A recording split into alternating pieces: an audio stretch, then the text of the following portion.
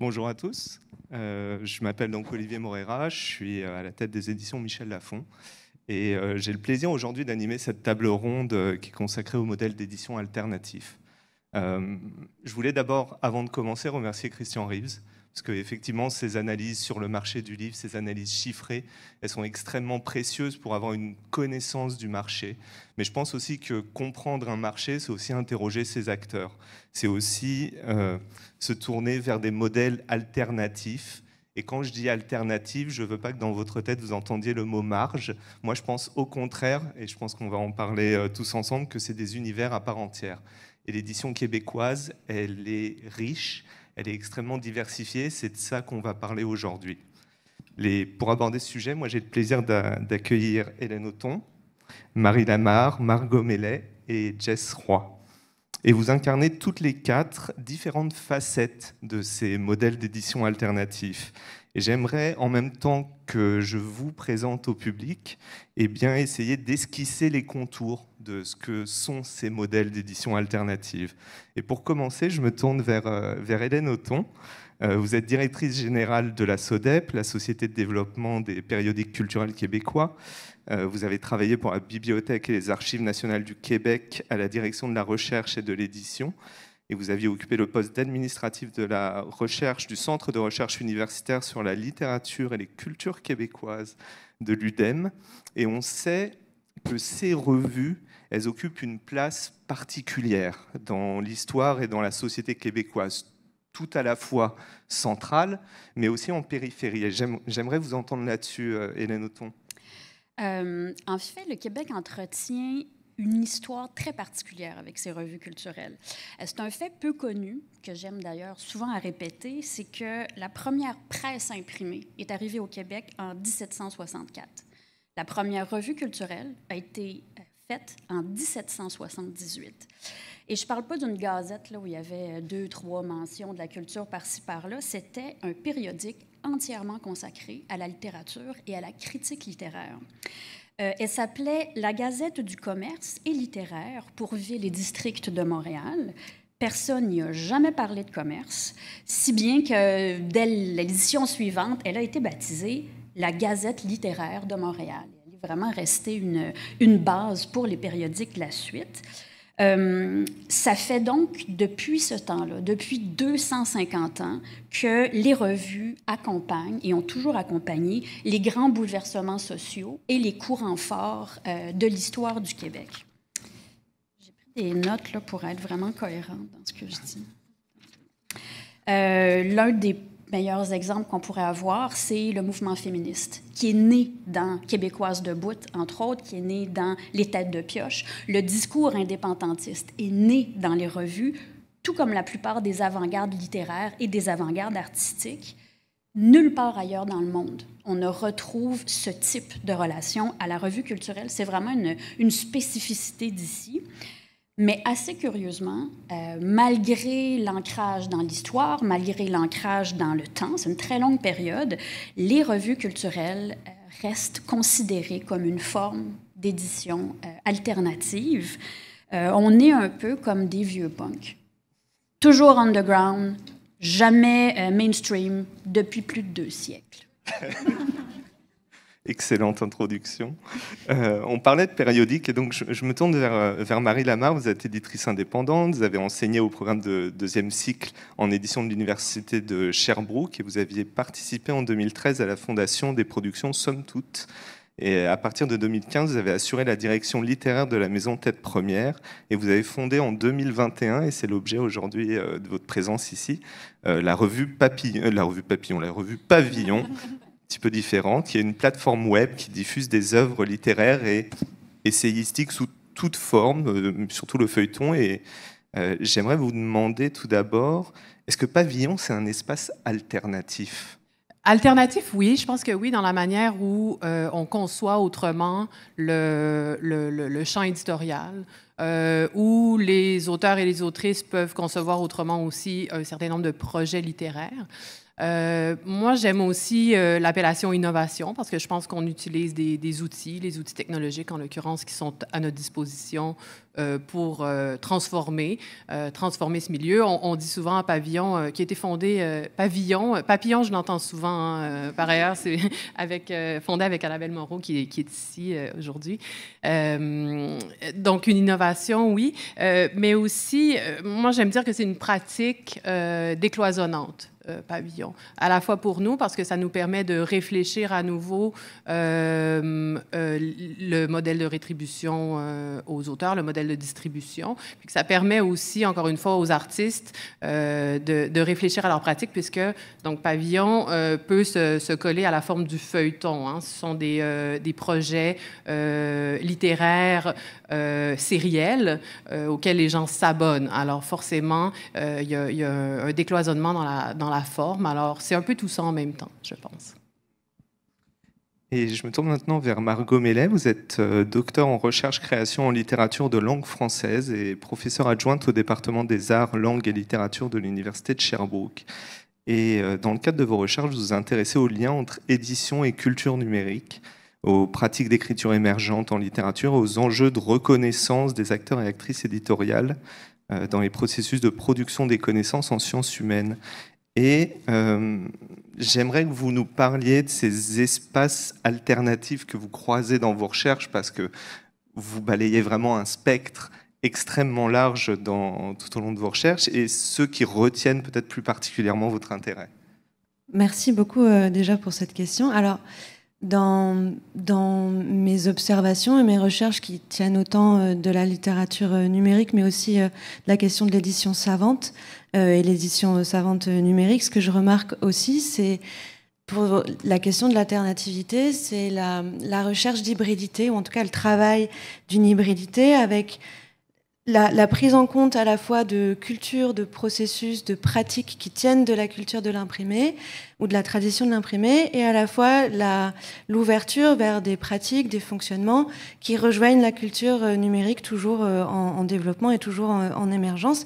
Et cet effort d'articuler aussi les deux formes culturelles pour justement faire qu'elles se parlent de manière plutôt égale, sachant qu'aujourd'hui, le monde de l'imprimé, la tradition de l'imprimé n'existe pas sans la culture numérique qui est aujourd'hui la nôtre et qui est celle principalement dans laquelle on vit.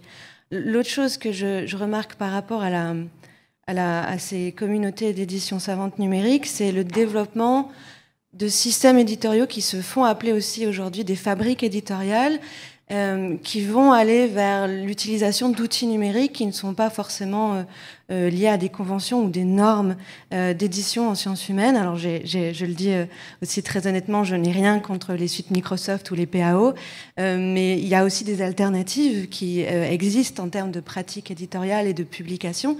Et justement, il y a plusieurs acteurs de l'édition savante qui vont vers ces outils-là, qui les détournent d'une utilisation au début prévue juste pour de la programmation ou du développement un peu plus dur et qui n'était pas destinée aux sciences humaines. Et ça, je trouve que c'est intéressant parce que ça aide aussi à repenser des pratiques éditoriales, des pratiques de production du savoir en lien direct avec la culture numérique. Et ça fait aussi inversement évoluer la culture numérique avec des besoins qui sont plus proches des sciences humaines. Alors, on a parlé numérique, on a parlé papier, on va revenir au papier. On parlait de punk tout à l'heure, peut-être qu'il y aura un petit peu de ça. Et pour terminer ce premier tour de table, donc je me tourne vers Jess Roy. Vous avez créé les projets Coup de griffe, L'Attaque, Hochelaga Mon Amour, Zine de Zine et tellement d'autres. Vous en avez d'ailleurs amené, qu'on pourra regarder peut-être juste après. Vous avez fondé Nœud Édition et j'aime beaucoup la définition que vous avez donnée de cette maison d'édition. Vous avez dit « Je publie des histoires et des voix que j'ai longtemps cherchées pour que vous, donc lecteurs et lectrices, n'ayez pas à le faire ». Et je me demandais quel sens il avait pour vous, ce mot alternatif, et comment il s'inscrivait dans votre démarche. Ben, pour moi, alternatif, c'est vraiment la définition, un peu comme on pourrait dire que le punk est alternatif, c'est quelque chose qui est en dehors, justement, on en parlait. Pour moi, être alternatif, justement, c'est être dans la marge, donc je suis vraiment contente, en fait, que le Salon du livre et la culture mainstream commencent à faire plus de place à la marge. Pour moi, c'est ça. Alternatif, c'est être une option, une autre option. Quand le chemin standard fait pas la job, ben on peut passer par un autre chemin alternatif. On peut faire entendre nos voix autrement, puis on n'a pas besoin de passer par la voie prescrite. Donc, maintenant qu'on a brossé ensemble ce panorama, j'aimerais vous entendre les unes et les autres sur le pourquoi, en fait. Pourquoi est-ce que ces espaces, s'ils existent, qu'est-ce qu'ils permettent, surtout, qu'est-ce qu'ils font exister, qui ne peut pas exister justement sur ce chemin principal que vous décriviez, et qu'est-ce qu'ils permettent d'exprimer aujourd'hui? Justement, peut-être Jess? Oui, ben, ce que je trouve vraiment intéressant avec le zine, c'est que c'est des petites publications, justement, à plus petit tirage, mais aussi facilement produisibles. Facile à produire et ça permet à un peu plus de monde tu sais, on parle souvent de diversité. On parle aussi beaucoup de niche. Moi, j'étais à la business school il y a 20 ans. Wow! Oui, de McGill. On parlait à ce moment-là que l'avenir, c'était la niche. C'était les marchés de niche, qu'on avait maintenant la technologie, les possibilités de faire des trucs vraiment ciblés pour des communautés ou des personnes très précises. Et des goûts, des intérêts très précis. Puis je trouve que c'est vraiment ce qu'on arrive à faire justement avec le zine. Donc, on va avoir le zine queer, le zine punk, le zine de musique, le zine de BD. Il y a des trucs vraiment pointus qui se font depuis longtemps. Tu sais, le zine, dans les années 80, il y avait toute une scène de zine de BD trash internationale qui s'échangeait des zines partout dans le monde. Puis c'est ce qui a permis à des artistes comme Julie Doucet, Simon Bossé, Richard Suicide et compagnie d'exister, en fait, au Québec et d'être reconnus internationalement. Marie Lamarque, à qui vous vouliez donner la parole avec Pavillon, justement? Qu'est-ce que ça fait exister, Pavillon? Bien, forcément, aux auteurs, aux artistes. Ce que ça permet, je pense, un modèle comme Pavillon, si on veut le comparer à l'édition plus traditionnelle, donc de livres papier, c'est un rapport beaucoup plus instantané aux idées. Hein. Pavillon, c'est une plateforme qui est plus flexible. Évidemment, on n'est pas contrainte à l'impression du livre. Il y a un travail d'édition qui est fait sur Pavillon, mais qui est beaucoup plus, comment dire, collé à la création. Donc, ce qu'on propose, c'est aux lecteurs et aux lectrices de suivre un projet littéraire qui est en cours de création. Alors, cette manière-là qu'ont les artistes de parler de leurs préoccupations, que ce soit par l'essai ou par la fiction, par ailleurs. Mais c'est vrai qu'en fiction, on le voit beaucoup, notamment un projet qu'on tient en ce moment avec Les Mères au front, donc qui aborde le sujet de l'écologie. Il y a cette proximité, si on veut, à l'actualité là, qui est rendue possible du fait de publier régulièrement, puis en sérialité. Et puis, ce que ça permet chez les auteurs, autrices, il y a aussi la discipline, je pense. Quand on s'engage chez Pavillon, on s'engage envers un lectorat à signer un texte aux 2 semaines ou une fois par mois. Ça plaît à certains, ils viennent pas chez nous. Et ceux auxquels ça plaît, ils aiment beaucoup cette discipline-là qui est imposée du fait d'avoir une sorte de contrat moral avec le lectorat. Ils doivent signer une nouvelle pièce. Nous-mêmes, comme éditrices, on doit y répondre assez rapidement. Donc, c'est cette proximité à l'actualité, je pense, qui différencie un modèle comme celui-là. Et du coup, je rebondis sur ce que vous dites. Qu'est-ce qu'ils y trouvent, justement, ces auteurs, au-delà de la discipline, ce qui n'est peut-être pas toujours le critère numéro 1 des auteurs? Qu'est-ce qu'ils viennent chercher sur Mais sur je pense Pavillon? que c'est la forme, hein, la forme du feuilleton, la forme sérielle. Ça stimule énormément d'idées. Ça, c'est ce que j'ai constaté dans les dernières années. Nous, on leur dit pas c'est la prochaine idée de roman, donc un truc en gestation. Ça fait émerger émerger de nouveaux concepts, de nouvelles idées. Puis une autre chose aussi, c'est que la plateforme permet bien évidemment d'accueillir plusieurs médiums, donc l'image, le son, la vidéo même maintenant. Donc on va pouvoir parler d'art littéraire à partir de maintenant sur la plateforme. Je pense qu'on pourrait dire que Pavillon maintenant, avec les nouveaux développements, est au livre, ce que l'installation serait aux arts visuels, là. Donc on a une intégration de différents médiums qui nous permet vraiment de passer à un niveau suivant. Puis ça, c'est extrêmement stimulant pour les artistes. Ça va peut-être stimuler des échanges entre artistes aussi. Enfin, ça ouvre les possibles, certainement. Il est toujours difficile en tant qu'éditeur, quand on me demande de choisir un livre, je ne sais jamais quoi répondre, mais si on devait conseiller par exemple un feuilleton sur Pavillon qui illustre... Eh oui, je sais, c'est la pire des questions, mais du coup, vu que ce n'est pas moi qui dois y répondre, je vous la pose. Ouais. Ben, je pense que je vais répéter deux choses peut-être. Le projet des Mères au front, parce qu'il est encore en vie, il est encore nourri ces temps-ci, ces semaines-ci. Alors, puis c'est notre première collaboration et notre premier collectif. Moi, je rêvais d'un collectif. Je pense que la forme se prête très bien au collectif. Puis j'ai envie de citer le projet Photographie de Benoît Erwan, parce que c'est un journal de réflexion photographique, donc de réflexion sur la pratique, mais enfin, ça couvre très large. Pourquoi je parle de ce projet-là? Justement parce qu'il inclut énormément d'images. On parle au moins une quinzaine de photos couleurs par entrée. Ouais. Ce qu'un livre traditionnel, évidemment, aurait... J'allais dire jamais, mais bon, on sait que dans le contexte actuel, il faut être drôlement téméraire pour se lancer dans un projet d'édition comme celui-là. Alors, encore une fois, c'est peut-être ce que nous, on permet là, plus précisément. Margot, sur le pourquoi? Pour la question du pourquoi il y a des éditions savantes hybrides ou des fabriques éditoriales, je pense que ça... Pour moi, je vois deux, peut-être... aspects. D'abord, il y a un rapport de curiosité et il y a un rapport de revendication par rapport à ce qu'est et ce que peut être un texte ou un savoir dans la culture numérique.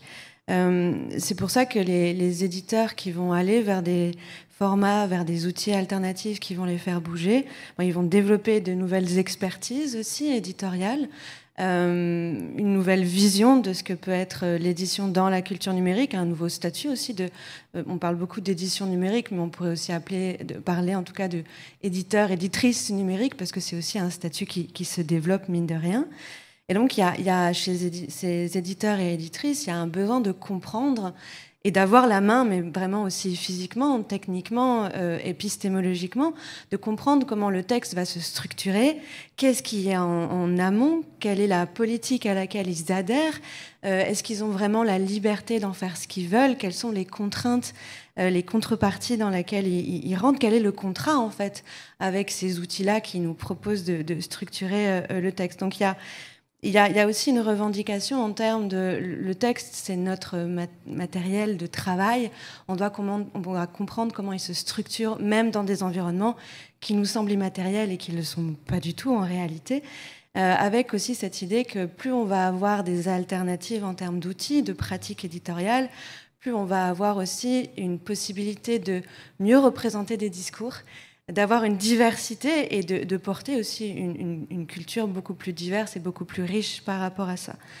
Alors, ce qui amène aussi à prendre en compte des questions d'accessibilité dont on parle de plus en plus aujourd'hui, donc d'essayer de développer des accessibilités au texte plus adaptées, plus diversifiées, selon les cas, selon les profils d'utilisateurs ou de lecteurs-lectrices.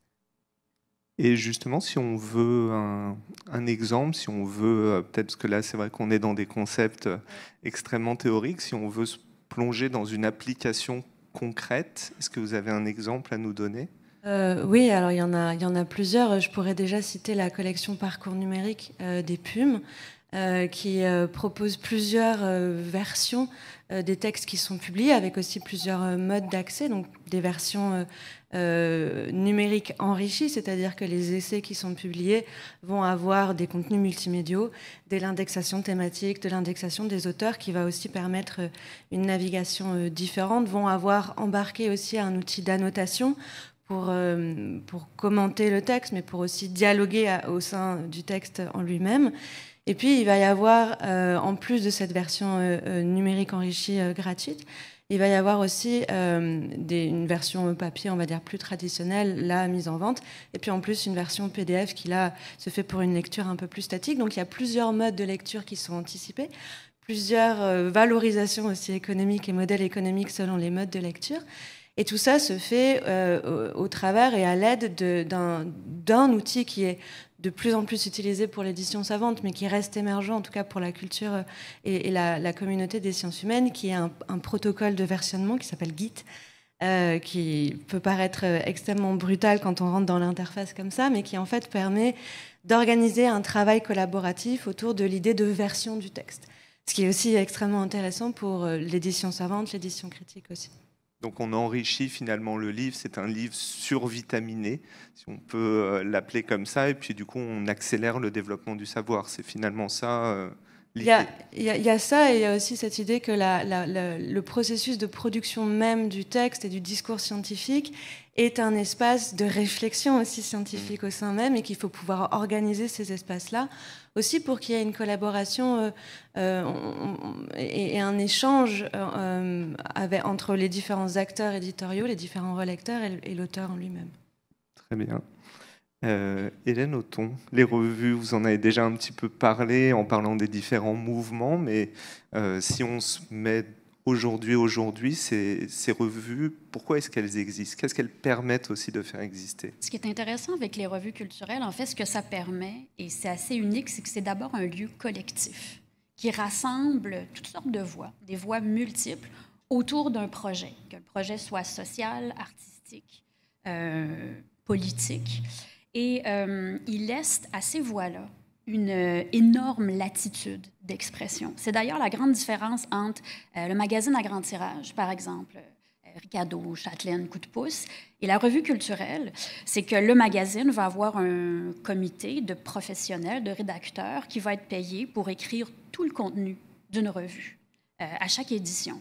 La revue culturelle, c'est porté par un comité éditorial qui a une ligne, qui a un projet, mais qui fait appel à des voix de l'extérieur pour porter ce projet-là, à qui on donne quand même certaines indications, mais on laisse une marge de manœuvre énorme. Et ce lieu collectif-là, qui est une forme de création, de diffusion des idées super intéressante, mais extrêmement nécessaire aujourd'hui, alors qu'on assiste à une émergence de discours très polarisés qui fonctionnent tous en silo. Pour moi, ce lieu collectif apporte un peu comme un poumon, ça permet de faire respirer le discours ambiant. Autre particularité vraiment intéressante de la revue culturelle, c'est qu'elle se nourrit de l'actualité, elle ne commente pas l'actualité comme la presse d'information, mais elle s'en nourrit pour la rendre au lecteur sous forme d'idées, de création ou de critiques. Ce qui fait qu'on peut voir la revue culturelle, je le dis souvent, comme un catalyseur, comme une courroie de transmission qui nous permet de voir en temps réel ce qui se crée et ce qui se pense autour de nous et qui nous le redonne sous une forme fort intéressante et très diversifiée. En fait, ces voix, si je vous comprends bien, elles naissent dans la revue et elles se propagent après, parfois dans l'édition traditionnelle, mais aussi parfois finalement sur les réseaux, elles sont commentées. C'est ça l'utilité finalement de la revue, c'est d'être le catalyseur d'un discours. Oui. C'est souvent dans les revues que ça naît et ça a eu des impacts. Je prends juste peut-être le plus connu qui était le discours féministe. L'idée, si on veut, où le discours est né, je dis Québécoise debout, il y en a eu d'autres, entre autres, mais par la suite est arrivé les associations de femmes qui sont nées directement de ce mouvement-là et ensuite le théâtre expérimental des femmes. C'était toutes des personnes qui gravitaient autour de cette revue-là qui a culminé avec Les Fées ont soif en 1978. Donc, ces idées-là qui naissent, qui s'agitent, qui bouillonnent, ont des répercussions, des incidences dans le réel qui continuent à exister aujourd'hui. Donc, les revues sont une sorte de bouillon de culture, en fait, de creuset où on peut expérimenter et ensuite les propager sous d'autres formes. C'est tout le temps... il y a un très, très beau livre qui avait été écrit qui disait « Ça commence dans les revues ». Au Québec, la plupart des idées, des mouvements commence dans les revues et ensuite se propulse ailleurs, souvent par des personnes qui deviennent des instigateurs et ensuite qui font des émules et ensuite qui peuvent... C'est à la fois un banc d'essai pour plusieurs créateurs, mais ça peut devenir aussi un lieu où on teste des idées, où on expérimente. C'est souvent le lieu de toutes les avant-gardes, dans les idées ou dans le mouvement artistique. Si je peux me permettre de répondre à ça, c'est vrai que les revues culturelles, c'est super important sur la scène littéraire au Québec. Par contre, au niveau du laboratoire d'idées, je pense qu'il y a quand même beaucoup de travail qui est fait avec les zines. Je pense, entre autres, à l'écriture inclusive qui a été testée depuis 15 ans sur la scène du zine. Avant d'être ce qu'on en sait aujourd'hui, on a testé 1 million de graphies, 1 million de manières de l'écrire, de le décliner. Puis beaucoup des combats féministes dont on parle actuellement, qui sont très à la mode, là, la grossophobie, la queerphobie, c'est la transmisogynie et ces choses-là, c'est des choses qui sont discutées depuis les années 80-90 dans les zines et qui apparaissent maintenant dans les revues culturelles. Donc, oui, c'est un laboratoire d'idées, mais il y a eu du travail qui a été fait dans la marge de fond bien avant. Je pense que c'est important de le souligner. C'est un réseau aussi. C'est ça, c'est un réseau qui s'échange. Oui, exactement. Je ne vois pas du tout de... Puis quand je le disais, je ne vois pas de... D'aucune manière, même québécoise de bout serait considérée comme un zine. C'était une production artisanale. Il ne se nommait pas un zine, mais aurait pu. Les pamphlets politiques, même du début du siècle, quand on les regarde maintenant, on appelle ça des zines, mais à l'époque, c'était pas ça. Mais il parlait même de sujets dont on parle maintenant, de polyamour, de lutte des femmes dans les années 1920. C'était comme, ah oui. Hein? Oui, absolument.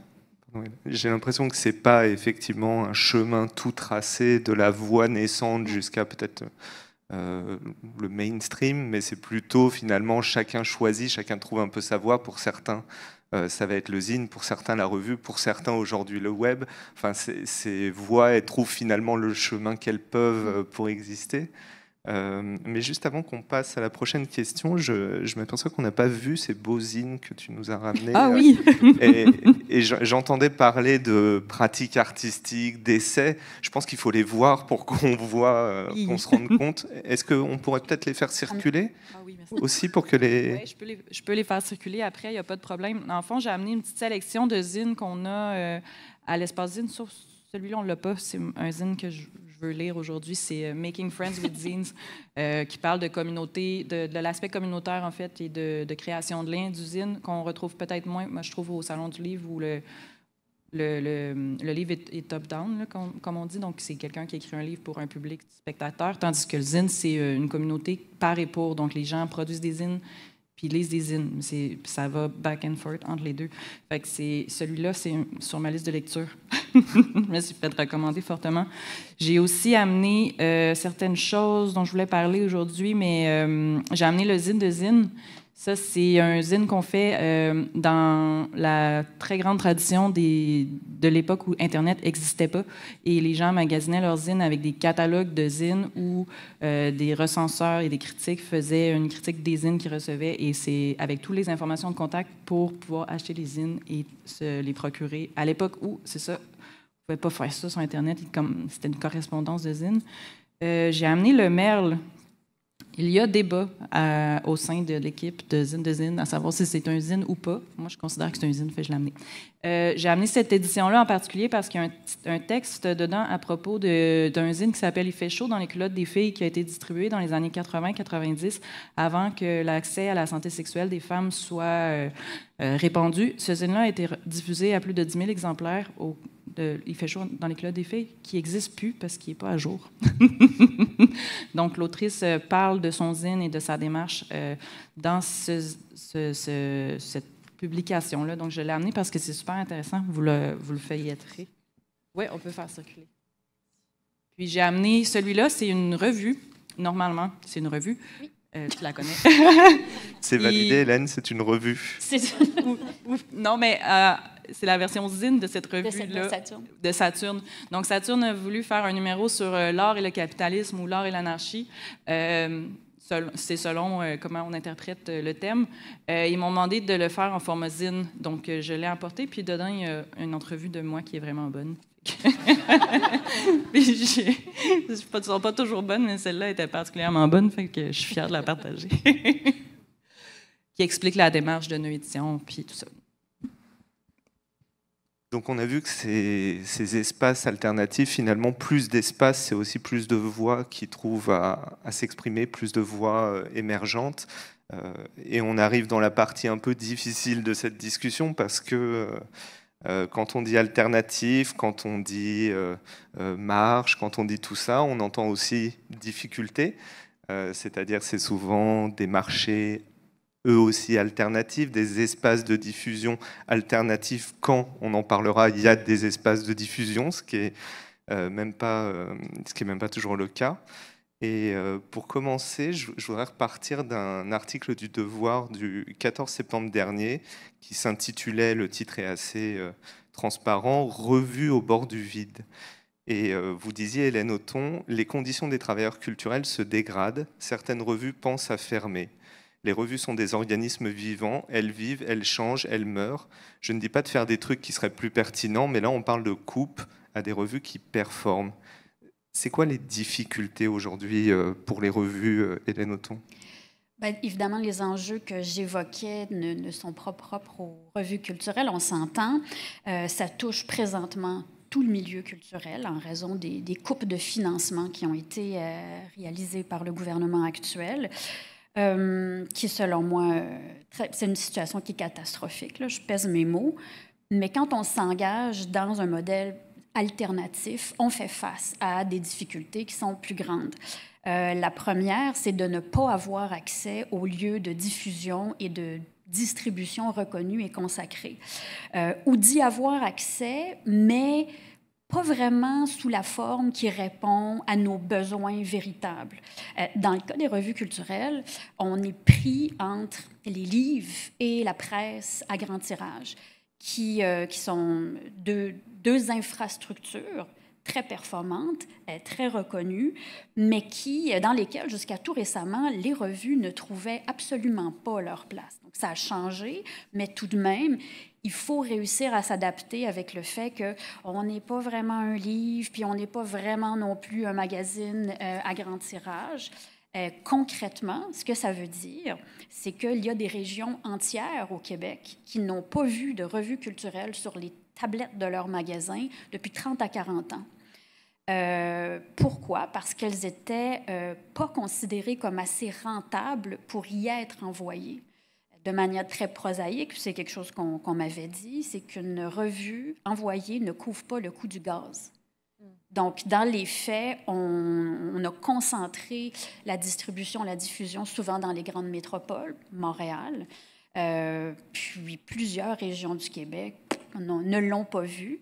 Ce qui veut dire que c'est une marginalisation qui a des effets directs sur les travailleurs culturels, les éditeurs qui choisissent ce domaine-là. Pourquoi? Faire des revues, ça coûte cher. C'est un produit de haute qualité qui est très, très esthétique.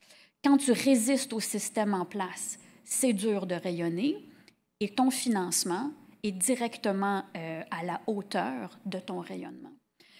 Donc, c'est une sorte de précarité qui s'auto-alimente et qui se répercute sur les travailleurs, sur les éditeurs qui choisissent cette voie-là. Puis, bien, encore plus aujourd'hui, quand on voit des coupes aussi drastiques, les effets sont directs. Le milieu qui est déjà précaire, qui a déjà un genou à terre, il ne peut qu'avoir des conséquences dramatiques. Donc, c'est pour ça que j'avais fait un peu un cri du cœur dans cet article-là, parce que nous, on le voit dans notre milieu qu'on a atteint un point de non-retour et il va avoir des sérieux impacts si on ne fait pas marche arrière. Et on s'entend, Hélène, que vous parliez de féminisme des années 80, des idées émergentes ne sont par définition pas rentables à la base, même si après elles deviennent des mouvements dont on connaît l'importance, mais la base de votre travail, c'est pas que c'est pas rentable. Évidemment qu'il y a des revues qui réussissent, mais vous diffusez des idées qui sont pas des idées prêtes à manger, si faciles à avoir. En fait, c'est la base de votre travail. Ben voilà. Donc, c'est un peu cette idée on perçoit le rayonnement en termes de tirage ou de revenus, alors que la qualité, il peut avoir des revues de niche vraiment très, très précises qui ont un succès d'estime, qui ont un succès critique, mais qui vont intéresser un certain lectorat, mais de faire à la hauteur. Le financement est à la hauteur du type de rayonnement, puis le rayonnement, c'est considéré comme un rayonnement qui est quantitatif et pas qualitatif. On juge parfois l'économie d'un pays à son PIB, mais on dit souvent qu'il faut mettre l'indice de bonheur brut aussi des gens. J'entends un petit peu ça, c'est-à-dire qu'il y a évidemment les ventes, on a parlé de chiffres avant, il y a aussi tout ce que ça permet, tous les discours que ça crée. Ben voilà. C'est ça. Marie, peut-être? Oui, les coupes, je pense que tu as raison, Hélène, de dire que c'est tout le milieu et même plusieurs milieux en souffrent. Dans le cas de Pavillon, j'ai envie de dire, on ne souffre pas encore des coupes parce qu'il y a un problème à la base d'être reconnu comme une structure éditoriale à part entière. Et au Québec, on le sait, là, il y a d'abord, du côté provincial, il y a une loi du livre, laquelle on est parfaitement exclu. Je pense que Jess aura peut-être des choses à dire sur le sujet aussi. Et puis, je ne sais pas si certaines personnes dans la salle suivent un peu les lignes gouvernementales d'un palier ou de l'autre. On a vraiment l'impression que tous les gouvernements n'ont que le mot numérique, innovation dans la bouche. Mais moi, je peux vous dire que quand on arrive avec une solution ou une idée, en tout cas, qui est numérique, qui relève de l'innovation, mais qui n'a pas été, si on veut, alimentée par une structure éditoriale traditionnelle existante, c'est extrêmement difficile. Donc, c'est difficile d'être reconnu, alors que le travail qu'on fait depuis 2 ans et demi est celui d'éditrice, de diffuseur de littérature. Le travail des auteurs et des autrices est aussi celui d'une création à part entière, mais le défi, pour l'instant, il est là. Puis j'imagine qu'on souffrira des coupes si on se rend... Tous ensemble. Exactement. Oui, vous portez des modèles émergents, vous portez des paroles émergentes, tout est toujours un peu émergent. Et effectivement, on aime bien dans les grandes industries que tout roule, que tout soit formaté. C'est effectivement la définition de ces modèles, c'est que justement rien n'est formaté entre guillemets, ou justement vous cherchez ce qui ne l'est pas. Peut-être Margot sur ce sujet. Oui, alors dans le cas de l'édition savante, l'édition universitaire n'est pas rentable. Je ne pense pas qu'elle l'ait été. Alors, il y a des cas aussi particuliers. Les University Press of Toronto est rentable, mais c'est un des seuls cas, et c'est de l'édition et c'est du savoir anglophone. Donc, il y a aussi le cas particulier de l'édition savante francophone. Mais en soi, la rentabilité n'est pas forcément le... Il y a débat, ça va rester juste mon avis, mais pour l'édition savante, c'est pas le but. Le but, c'est que l'édition savante participe à un partage et une diffusion des connaissances plus larges. Alors, en même temps, cette édition universitaire, elle n'est pas rentable, mais elle est aussi assez privilégiée, je pense. Ça ne veut pas dire qu'il n'y a pas des liens et des connexions entre les différentes difficultés, justement, mais elle vit aussi par le soutien des institutions et la présence des subventions de recherche. Le problème qui se passe pour les revues universitaires tout particulièrement, c'est que les critères pour avoir accès à certaines subventions de recherche ne correspondent pas à la réalité éditoriale de certaines revues et à leur mission éditoriale aussi. Alors je vais prendre un exemple. Par exemple, il y a des revues universitaires littéraires qui vont encourager le développement de la recherche-création, encourager la publication de la création littéraire aussi parce que les environnements numériques nous permettent d'explorer ce que peut être aussi une création littéraire avec différents médias. Et les subventions des revues francophones vont demander comme critère d'avoir publié un certain nombre d'articles par an. Or, dans leur définition de ce qu'est un article, ne rentrent pas les créations, les entretiens ou d'autres formats alternatifs qui participent tout de même au savoir. Et donc, ces revues-là sont, on va dire, coincées entre leur mission et leur identité éditoriale et le fait d'avoir déjà beaucoup travaillé à leur transition numérique qu'elles ont parfois achevée toutes seules, hein, sans accompagnement, sans guide par rapport à cette transition numérique.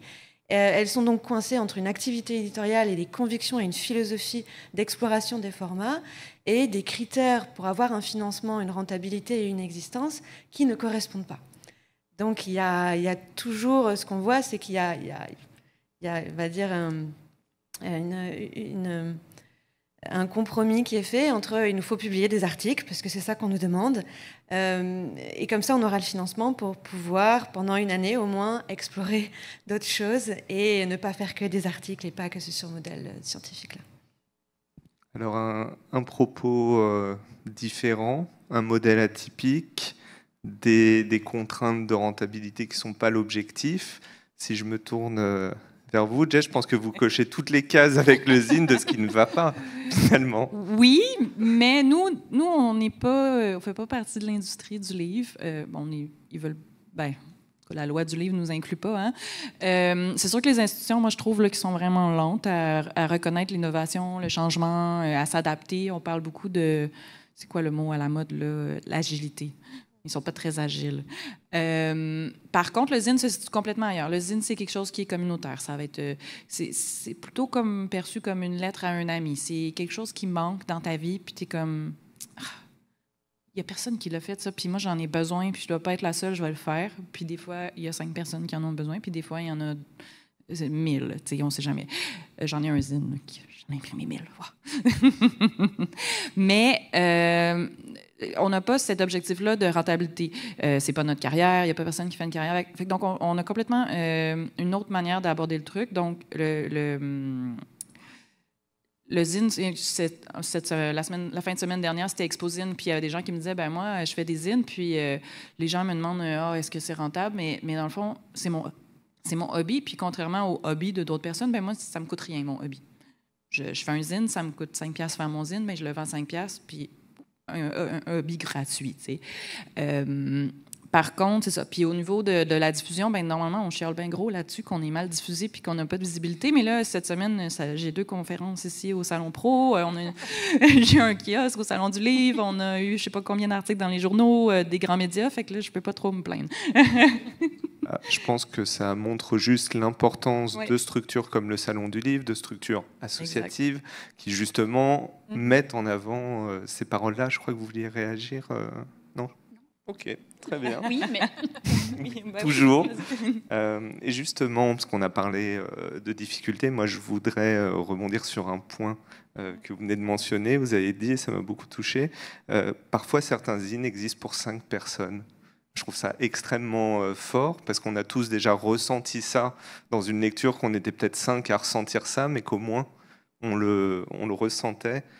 Et je voudrais qu'on parle un petit peu d'un de ces acteurs. On a parlé diffusion, on a parlé éditorial, on a parlé de tous ces sujets-là. On n'a pas parlé du lecteur. Et c'est un petit peu pour lui, finalement, qu'on fait tout ça. On dit que les gens lisent plus, qu'ils sont plus capables de lire de longs textes, qu'ils ont le nez collé sur leur écran. Moi, c'est un peu mon cas. Comment est-ce que ces modèles d'édition, ils transforment, ils raniment la relation au lecteur? Comment est-ce qu'on se bagarre avec les algorithmes? Marie.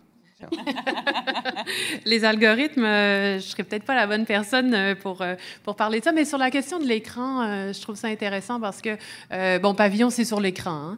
Hein. Donc, forcément, moi, j'ai toujours dit, on ne va pas s'opposer au milieu du livre, donc du traditionnel. On n'est pas là pour se bagarrer. Je pense que les 2 initiatives, mon initiative peut exister en parallèle. Ceci dit, pour ce qui est de l'écran, l'idée n'étant pas de prendre du temps de lecture en livre, mais plutôt d'aller mettre quelque chose d'intéressant sur les écrans puisqu'on les consulte constamment. Il est vraiment là le pari. J'entre dans le métro, je vois tous ces gens qui regardent des trucs complètement débiles sur leur écran. Je me dis, pourquoi on n'en profiterait pas pour mettre des choses intéressantes? Puis, ça n'enlève pas de temps de lecture le soir, peu importe nos pratiques. Donc, là, je trouve qu'il y a une approche peut-être novatrice là, par rapport à l'écran puis au lectorat. Margot? Alors, moi, je considère que cette idée, cette affirmation de « on lit moins aujourd'hui », je la considère fausse. Parce que si je veux dire, même les personnes qui lisent, qui sont sur écran, que ce soit sur des réseaux sociaux ou des sites, il y a un mode de lecture, même un mode de lecture de l'image. Donc, je pense que si on rassemble l'ensemble des écritures qu'on lit dans une journée sur notre téléphone, ça fait quand même une bonne dose de lecture. En revanche, c'est vrai, je pense que les modes et les pratiques de lecture ont changé. Et qu'en effet, la lecture des textes longs, peut-être, est moins bien représentée. Mais en contrepartie, ce qui se développe aussi, c'est la lecture en diagonale, la lecture de l'information rapide, le retour de la brève aussi. On voit aussi des espaces comme les réseaux sociaux qui deviennent aussi des espaces d'exploration et des laboratoires littéraires qui peuvent être très, très intéressants. Donc, je ne suis pas une spécialiste des modes de l'attention. Je pense que le mode de l'attention à la lecture a changé, ça c'est sûr. Ce qui pose aussi un défi pour les textes scientifiques qui sont très axés sur une certaine longueur aussi, puis sur le mode de l'article scientifique, mais qui permet aussi de développer, et ça c'est un petit peu le pendant de « on a perdu une lecture longue ». Oui, mais ce qu'on a gagné par rapport au lectorat, c'est un lecteur ou une lectrice qui va s'impliquer différemment avec le texte, qui va avoir des rapports de réaction, de commentaires, d'annotations, de relations très différents. Et les environnements du web, et le web déjà en tant que tel, a été pensé dans cette idée d'une collaboration. Et donc, il y a un rapport participatif d'une lecture. Donc oui, il y a des lectures longues moins présentes, mais aussi on a de moins en moins de lectures passives. Il y a un changement du statut du lecteur aussi et de son implication. Vous pensez à des plateformes de prépublication en ligne, comme Wattpad, comme peut-être Webtoon? Il y a ça, il y a les communautés en ligne qui sont assez incroyables au niveau de leur impact sur la littérature et la culture en développant des genres. Ne serait-ce que les fanfictions ont une typologie de genres et de manières et d'aspects et une organisation même éditoriale au sein de ces communautés qui est assez remarquable. Mais juste le fait d'avoir des espaces de commentaires vis-à-vis des textes, des espaces d'annotation, des moyens aussi de connecter avec l'auteur ou avec l'éditeur directement via les réseaux sociaux. Tout ça, c'est des espaces qui émergent de lecture et qui deviennent et qui sont en parallèle d'espaces d'écriture aussi pour avoir des dialogues et des expressions beaucoup plus... donc je pense qu'il y a aussi un statut, un rôle du lecteur qui est un peu plus actif, un peu plus présent, un peu plus représenté aussi. Hélène, le lecteur de revue, pourquoi est-ce qu'il achète une revue? C'est que ça propose une expérience de lecture qui est différente. D'une part, c'est court. Lire un article, c'est vraiment un espace qui est assez restreint. C'est varié, donc au sein d'une même revue, on peut avoir du reportage, on peut avoir de l'essai, on peut avoir à la fois du visuel, on peut avoir de la création littéraire, et c'est visuellement beau. Donc, l'objet, la revue culturelle est souvent un objet en soi qui ne se fragmente pas, qui est beau, mais qui propose une lecture qui, elle, peut être... On lit un petit bout, on dépose, ensuite on continue, mais toujours au sein du même objet. Nos statistiques de vente montrent que les lecteurs de tous les âges veulent avoir l'exemplaire papier dans leurs mains. Le numérique est utilisé, oui, mais souvent dans des usages complémentaires assez précis, dans les bibliothèques pour le feuilletage, entre autres, ou dans différentes plateformes éducatives. Je pense à Biblius, je pense à Biblimag. Donc, l'usage va être là, qui va être un usage souvent consultatif, mais pour la lecture, pour les revues, du moins, ça ne se passe pas en ligne. Un autre aspect assez important de la revue, à ne pas négliger, c'est qu'avoir 3 fois par année, une revue dans Mal, c'est extrêmement intéressant. C'est vraiment une expérience qui est assez différente. Et ce que ça propose, un peu comme Pavillon, le feuilleton, c'est qu'on accepte une proposition sans trop savoir ce qui va arriver. Sur le mode de la découverte, on accepte d'être surpris par une livraison en ne sachant pas ce que va être le thème, qui vont être les auteurs, de quoi ça va parler, mais on accepte de suivre cette proposition-là puis de continuer dans un projet. On a parfois des abonnés, des gens qui... C'est quand même très, très touchant, là, qui sont là depuis 50 ans, qui nous écrivent des cartes de Noël, qui nous envoient des collants, qui nous écrivent des lettres, donc qui ont vraiment un lien très, très fort avec une revue en particulier, ou quand il y a un changement de direction, qui nous écrivent pour nous donner leur avis là-dessus, puis eux, ils auraient préféré autre chose. Donc, ils sont très, très impliqués dans ce projet-là. Puis je pense que c'est ce qui est intéressant, c'est ce que permet la revue, mais aussi c'est ce que permet le feuilleton. Puis j'imagine que d'une autre manière, c'est ce que peut permettre le zine aussi. Oui, c'est sûr qu'il y a beaucoup d'éléments qui se chevauchent au niveau de la revue culturelle puis du zine, mais ce qui est intéressant avec le zine, c'est justement, comme je disais, c'est que le lecteur est aussi créateur, donc on inverse les rôles, on enlève l'espèce de société du spectacle, de spectateur, donc on devient partie prenante de la production, de la créativité. C'est aussi, souvent, les zines, c'est des objets qui sont très beaux, mais aussi, donc on peut juste faire une lecture visuelle, comme tu disais, puis juste se gâter les yeux. Puis là, ben, tout d'un coup, tu l'as dans les mains, tu joues avec, puis tu as envie de lire les mots qu'il y a dedans. C'est aussi un objet qui est court, puis je pense que ça donne la possibilité de reconnecter avec le papier. Donc moi, quand j'ai des moments de blanc de lecture, donc j'arrive pas à lire un roman, j'arrive pas à choisir lequel dans la bibliothèque je vais m'asseoir avec pour les 2-3 prochaines heures. Je suis une lectrice comme ça. Je lis un roman d'un coup. Mais j'ouvre des zines à ce moment-là. Je suis comme, c'est pas engageant un zine, c'est 5 minutes, hein, des fois 10. Fait que je vais mettre 10 minutes sur un zine, là, je vais le lire, puis là, après, je suis tiens, je suis dans le mood, là, je vais prendre un roman sur ma pile, puis là, je vais le lire, t'sais. Fait que je trouve que ça permet ça beaucoup, le zine, de reconnecter avec la matérialité, puis l'acte de lire sans l'écran. Mais j'ai rien contre les écrans, il faut pas... Mais c'est juste, je trouve que, tu sais, je trouve ça paradoxal, le discours sur le numérique qui a... On va promouvoir le numérique. Je pense qu'il y a un lobby numérique, je ne sais pas c'est quoi. Mais paradoxalement, on met un focus sur le numérique, puis de l'autre côté, on a une enquête sur les effets néfastes des écrans sur les enfants. Puis là, on a les deux en même temps, puis on met plein d'argent dans le numérique, mais en même temps, on veut enlever du numérique. En tout cas, je ne comprends pas. Mais je trouve que le zine, ça permet... Là, nous, on a les ateliers de zine en ce moment à l'espace zine, puis les enfants, ils jouent avec le papier, ils créent leur propre zine. Puis il y a quelque chose, quand tu crées quelque chose...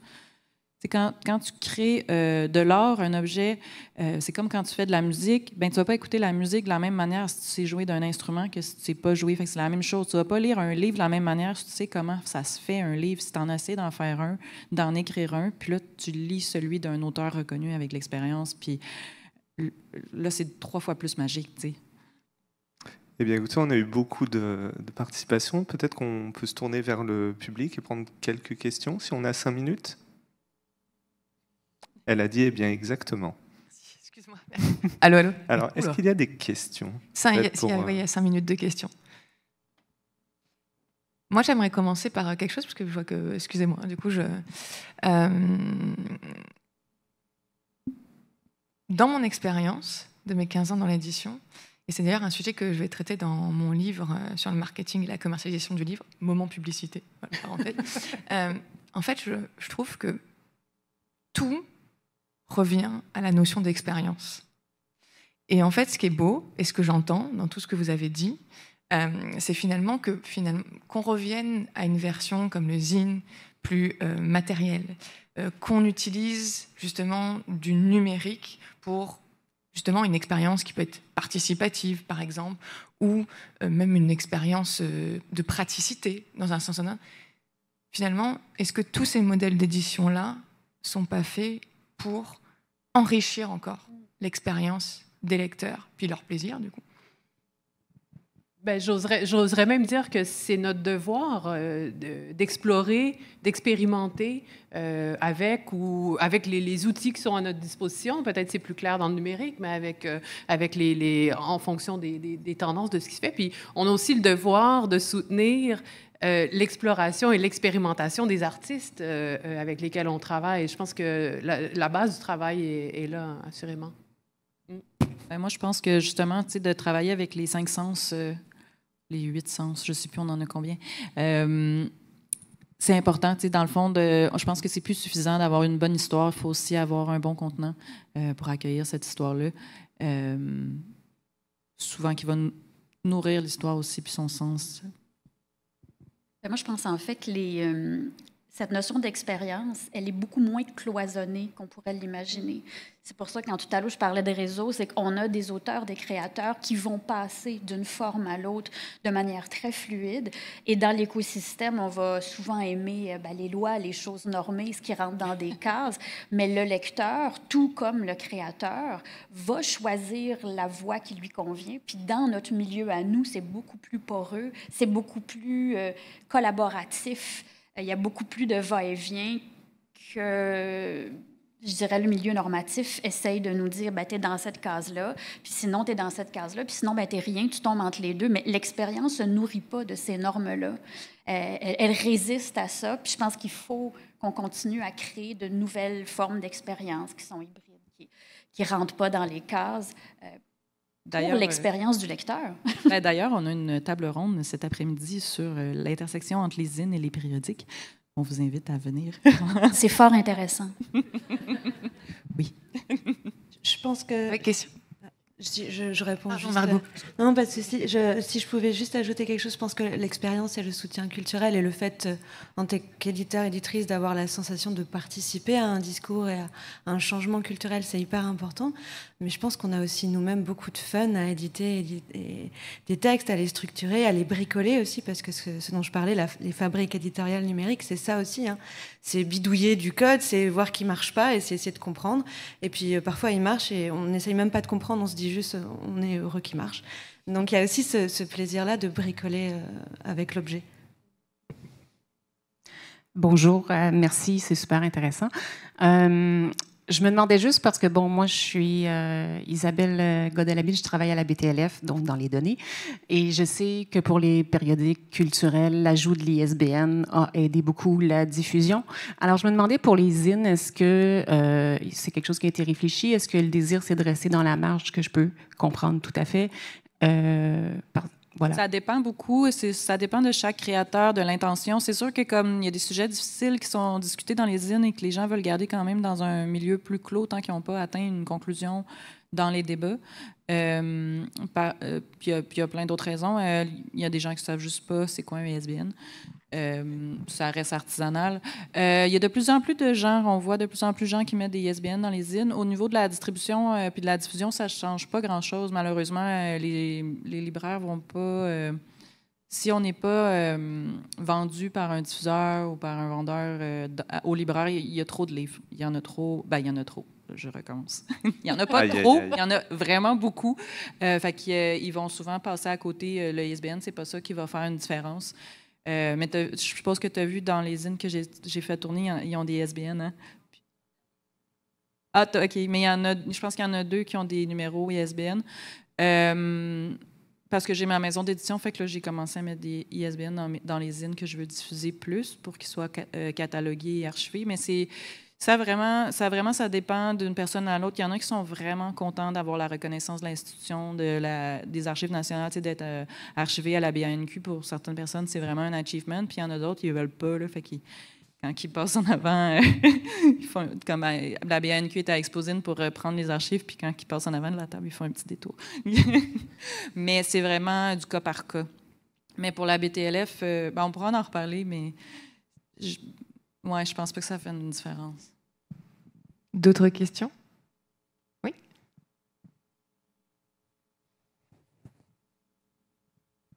Merci. Donc, la première question s'adresse à la SODEP.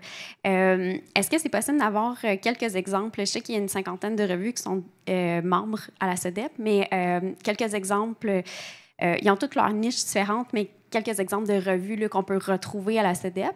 Puis aussi, pour les zines et la SODEP, si jamais on veut diversifier notre table de chevet puis on veut devenir un lecteur alternatif pour la première fois, où se trouvent vos kiosques ici au Salon du Livre? Merci. J'espérais tellement avoir cette question-là. J'avais apporté des revues en me disant tout le monde a déjà vu une revue, surtout le public professionnel, mais j'en ai pris 3 très différentes. On a XYZ, par exemple, qui est consacré à la nouvelle littéraire, qui est dans un format très recueil, petit livre.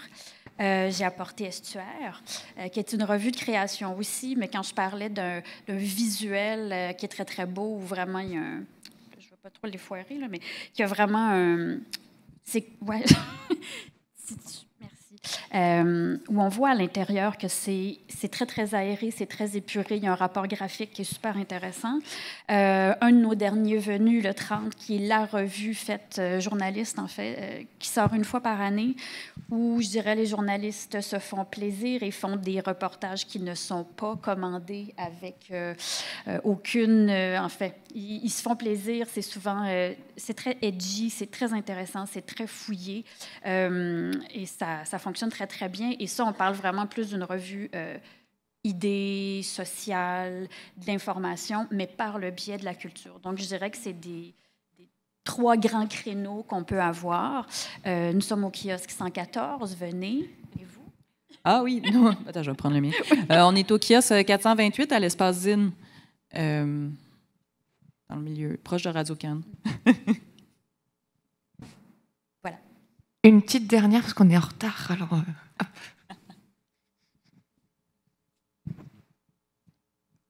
En fait, ce ne sera pas une question. Chloé Barry de Bibliopresto, donc Prêt numérique et Biblius, c'est nous. Bonjour Hélène.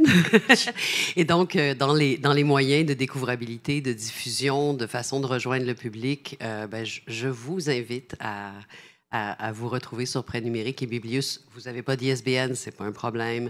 Vous avez du format audio, ce n'est pas un problème non plus. Et j'en profite pour dire, il y a effectivement les revues de la SODEP se trouvent accessibles via vos bibliothèques gratuitement et pour tous les élèves primaires, secondaires.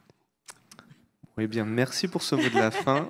Donc, je remercie le Salon du Livre, je remercie Olivier Goujon, Célena Bernard de nous avoir permis d'organiser cette table ronde. Je remercie surtout Jess Roy, Hélène Auton, Marie Lamarre et Margot Mellet d'avoir participé. Puis je vous remercie d'être venus. Merci à tous. Merci Olivier.